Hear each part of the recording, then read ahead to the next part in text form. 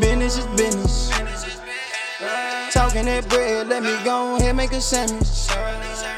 When it's time to do work, let me extend the hammer. What's up, guys? Welcome back to the channel. It's your boy Jones in 4K, bringing you guys another Forza Horizon 5 drift tune and build video. Today we got the 2008 Dodge Magnum Srt-8. We're going to get into the build of the car, right into the tune, and we're going to take it down the mountain to see if we can put up 1,000,000 points. Alright guys, diving right into the build of the car. For the conversion, we did swap the Hellcat 6.2 V8 into it. Obviously we left the car rear wheel drive. For the clutch, we have a race clutch. We have the drift 4-speed transmission. We have a race drive line. And we have a drift differential. On the platform and handling, we have race brakes. We have drift springs and dampers. We have the front race roll bars. We have the rear race roll bars. We have a roll cage for safety. And we have the race weight reduction. For aero and appearance, I didn't put anything under this category. For the tires, we have the drift compound. For the front tire width, we have a 275/35/21. And on the rear, we have a 315/30/21. For the rim size, we have 21s in the front. And we have 21s in the back. And for the rim itself, we are using the sport rim style, the Work Emoticons T5R 2-piece. For the front track width, we have it maxed out in the front. And on the rear, we have the second selection on the rear.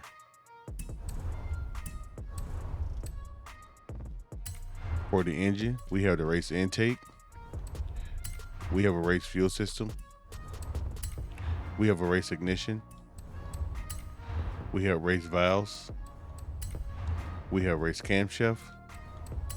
Race exhaust. Race displacement. Race pistons.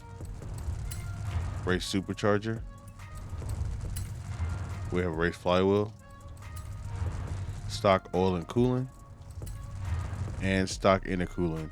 The car is making 1,007 horsepower, 872 foot-pounds of torque, and the car weighs 3,471 pounds with a 51% weight distribution. That's the build. All right, for the tuning of the car, we have 29 front tire pressure, 24.5 in the rear. For the gearing, we have a 355 final drive, a 246 first gear, a 165 second gear, a 125 third gear, and a 110 fourth gear. For the alignment, we're running negative 5.0 camber in the front, positive 0.3 camber in the rear. For the toe, we're running positive 0 toe out in the front, negative 0.6 degrees toe in the rear, and we are running 4.5 degrees of front caster. For the roll bars, we're running 1360 up front, and we're running 12.30 in the rear. For the springs, we are running 1,094 in the front, 500, this is supposed to be 504 in the rear. For the ride height, we're running 5.7 in the front, 5.7 in the rear. I just try to make it even.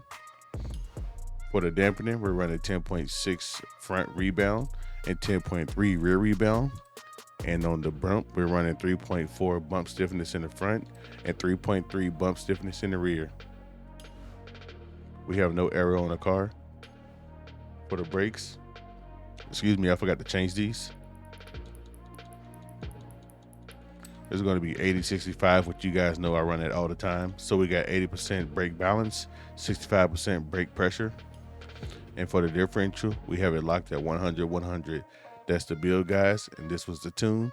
Let's take it to the top of the mountain and see if we can make 1,000,000 points going downhill.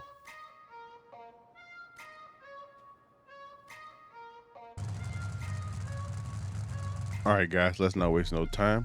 Let's take it downhill, see if we can get 1,000,000 points.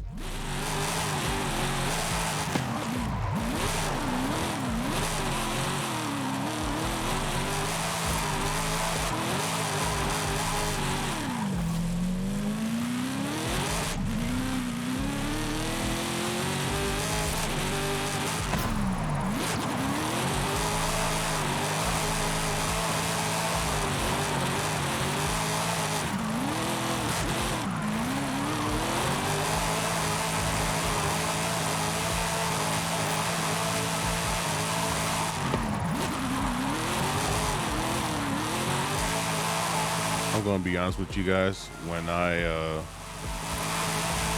built this car, which first of all, let me say I've been waiting on this car to drop for a few weeks now, and I'm glad it finally did.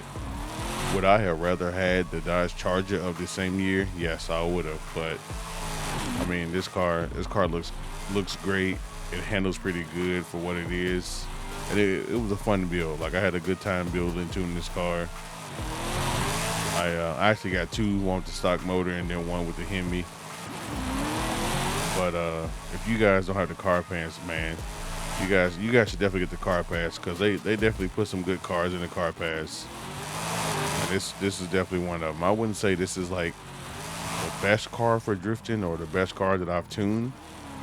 But like, if you just want to have a good time with your friends, you know, to tandem around with, and you know, do some drift zones, this car definitely get the job done.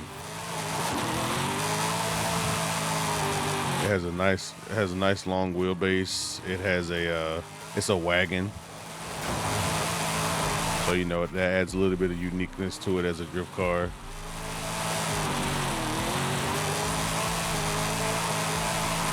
I was trying to like build this car and not make it, when I was tuning this car, I was trying not to make it like overly complicated for anybody.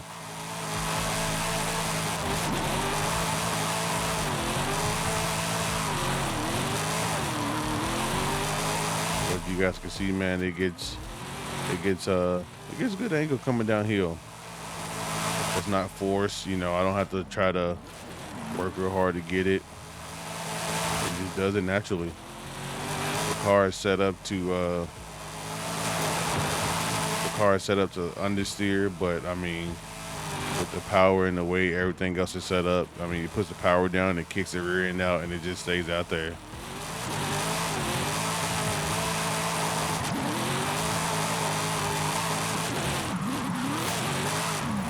And it definitely does well.